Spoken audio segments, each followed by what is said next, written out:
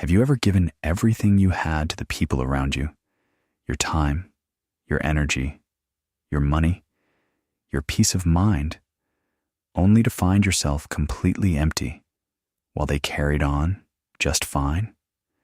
Maybe you are the one everyone calls when they need help. Maybe you never say no. Maybe you have canceled your own appointments, skipped your own sleep, and set aside your own needs because you believed that is what a good person does. But here is something nobody told you. A candle cannot light the whole room if it burns itself to nothing.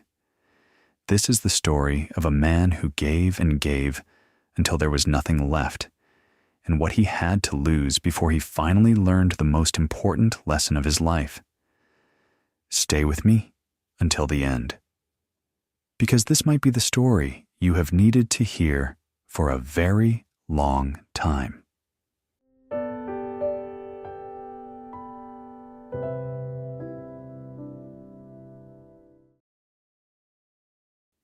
In a certain city, inside a department that never seemed to slow down, there was a man everyone relied on. His name was Leon. He was 31 years old. He worked as an administrative coordinator at a logistics company, and he was known across the entire floor by one word: dependable. Need someone to cover a shift? Leon would do it. Need a small loan until payday? Leon would provide it. Need help moving furniture on a Saturday morning?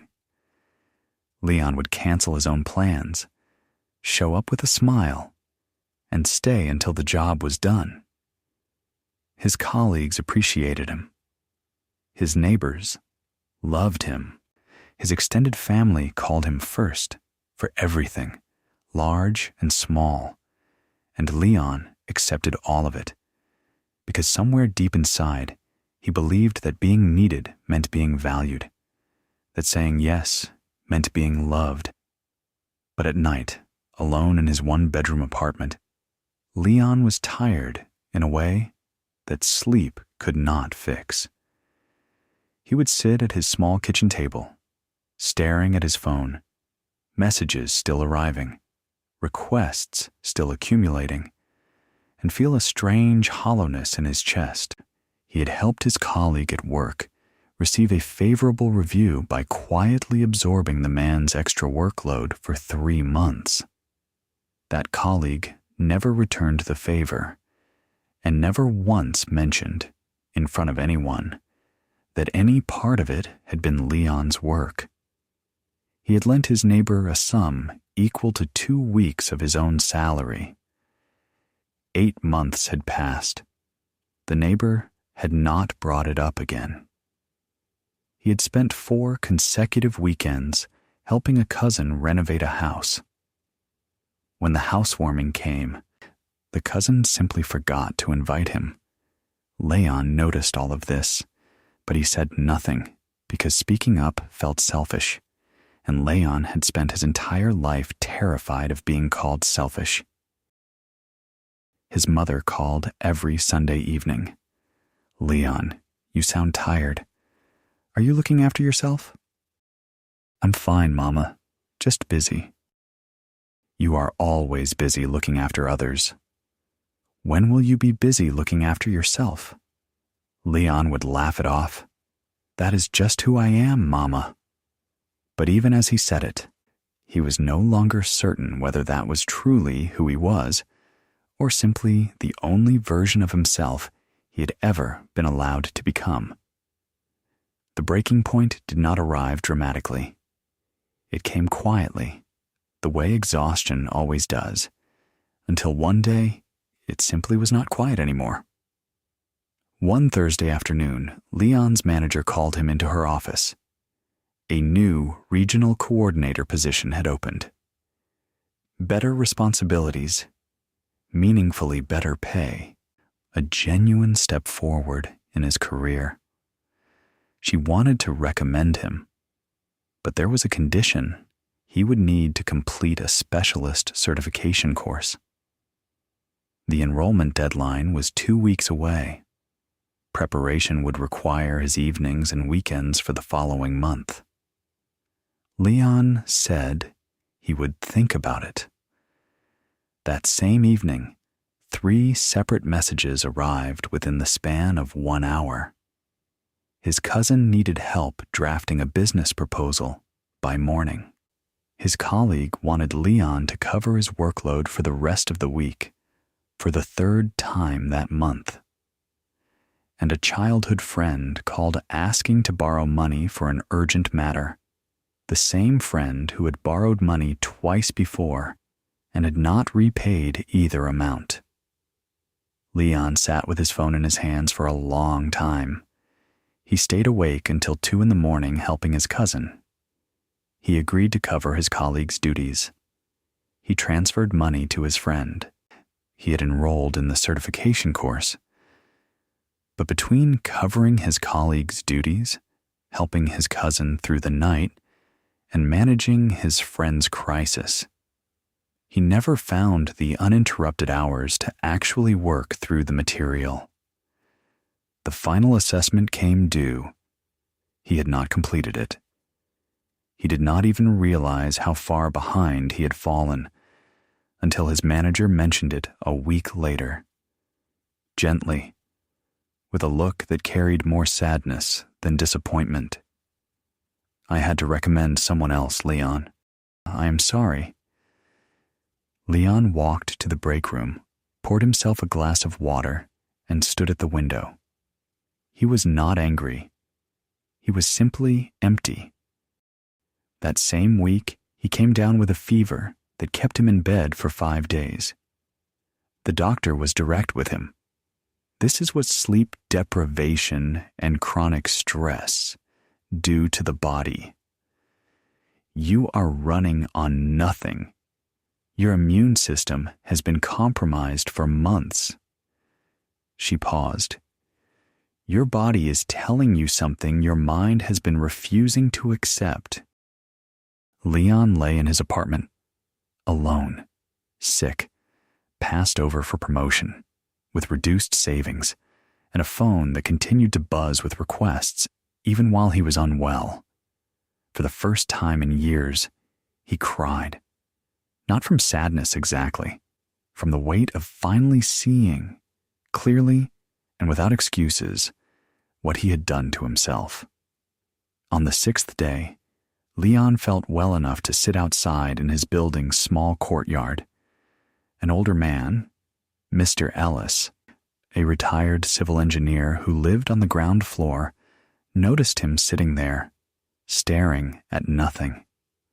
Mr. Ellis brought out 2 cups of tea without being asked. He sat down beside Leon.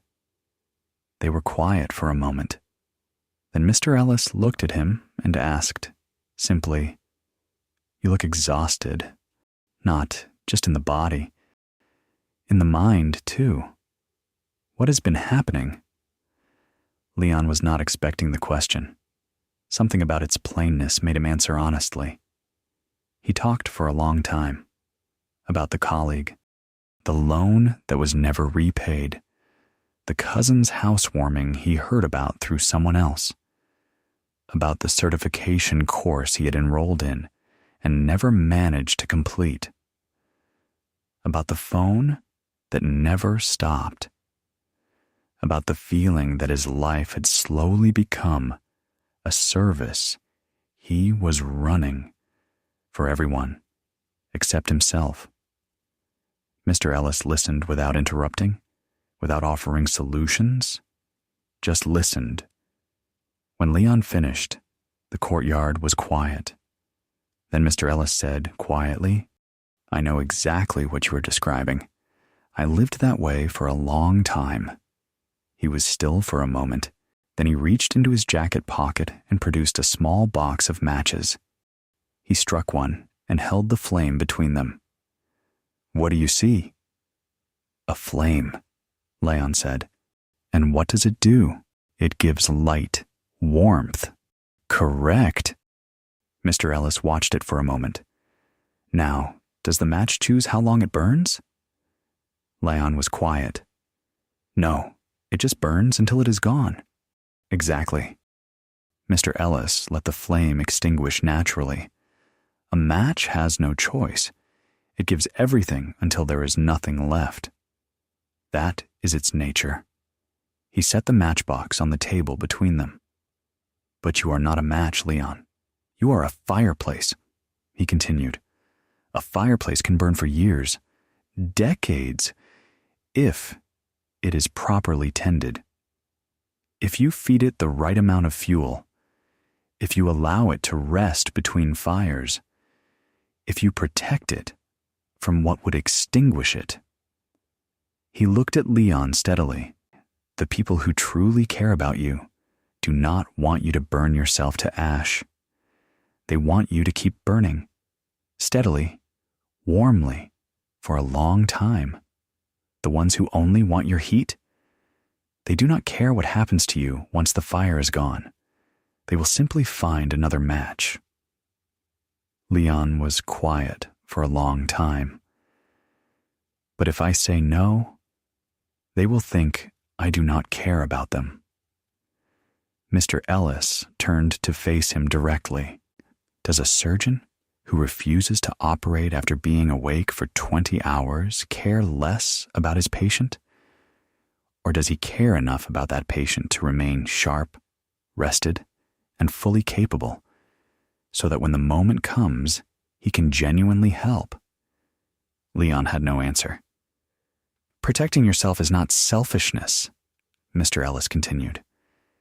Selfishness is taking from others without return.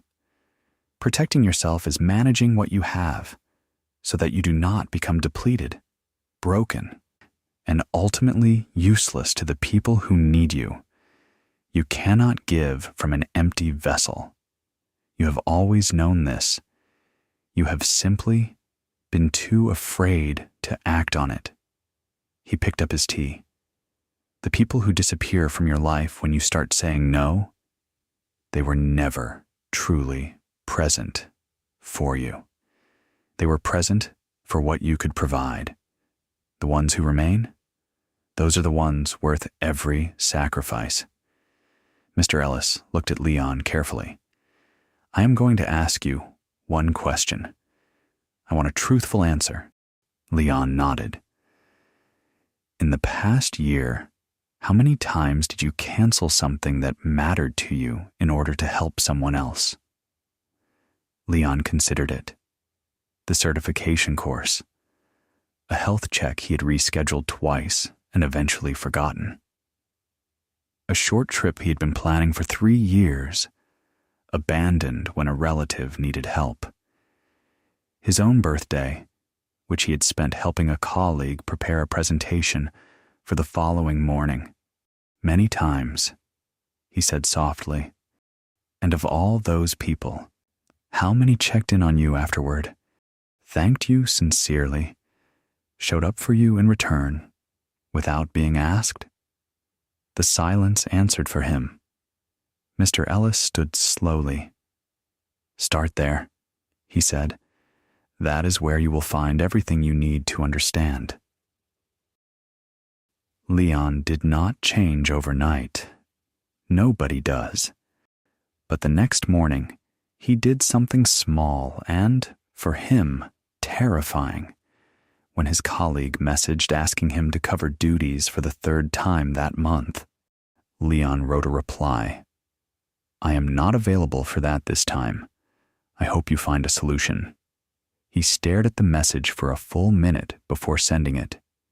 His hands were slightly unsteady.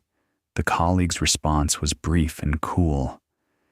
Leon felt the familiar spike of guilt, and then, unexpected and quiet, something else entirely, a steadiness in his chest, a kind of stillness. He had not collapsed. The world had not ended. He had said no, and he had survived it. Over the following weeks, Leon began applying what Mr. Ellis had called tending the fireplace. He protected 2 evenings each week. No calls, no requests, no exceptions. He used that time to enroll in a new certification program at a pace he could sustain. He stopped lending money he could not reasonably afford to give. When friends asked, he was honest. I am working on rebuilding my savings right now. I cannot help financially, but I am happy to help you think through other options. Some people were surprised. A few were visibly annoyed. One or two quietly disappeared from his life. But others, the ones who genuinely cared for him, responded with something he had not expected: respect. His closest friend told him plainly, "Honestly, I was worried about you for a long time. I'm glad you're finally doing this." 3 months into his new approach, Leon faced his hardest moment. His cousin, the one who had not invited him to the housewarming, called with another urgent request. Same language, same framing, same pattern he had always responded to with immediate agreement. Leon paused before answering. He thought of the evenings he had reclaimed and what he had built inside them. He thought of Mr. Ellis and the matchbox on the courtyard table. "I can give you one afternoon next week," Leon said. "That is what I have available. If that works for you, I am happy to help. If you need more than that, I understand. But I will not be the right person this time." There was a long pause. His cousin finally said, "Thank you, Leon." It was a small exchange, but for Leon, it felt like standing on solid ground for the first time in years. 6 months later, a senior coordinator position opened in a different department. Leon was prepared. He had the certification. He had the energy. He had the mental clarity that only comes from a life no longer scattered across everyone else's emergencies. He was offered the role, and he did not celebrate extravagantly. He simply sat that evening with a cup of tea, quiet, alone, and felt something he had not experienced in a longer than he could recall. At peace, he still helped people. He still showed up, fully, for the people who genuinely mattered to him. But the way he gave had changed. It came from choice, not fear. From abundance, not depletion. And the people around him could feel the difference. My friend, Leon's story is not about becoming cold or indifferent to others. It is about understanding something essential. You cannot light the world if you burn yourself to nothing. Generosity is a beautiful thing. Compassion is a beautiful thing. But generosity that systematically destroys the giver is not a virtue. It is a slow wound that no one will help you heal, because most people do not notice it is happening until you are already gone. So here are 3 things to carry with you from this story. First, saying no to the wrong things is precisely how you say yes to the right ones. Every time you protect your time and your energy, you are investing in your capacity to show up fully for what truly matters. Second, pay attention to who shows up for you. Not who promises to, who actually does. Build your closest bonds around those people. Everyone else receives what you genuinely have available, and nothing more. Third, you are not responsible for other people's difficulties simply because you are capable of helping. Capability is not obligation. Kindness is not a contract that requires you to give until you have nothing left. If this story reflected something you have been living, share it with someone who needs to hear it. Not to argue a point, simply to say, it is allowed to protect yourself. it is allowed to be a fireplace instead of a match. Subscribe to this channel for more stories like this one. Stories about the quiet, everyday decisions that change the direction of a life. Until next time, tend your fire, protect your flame, because the people who truly need you, they need you here for the long run.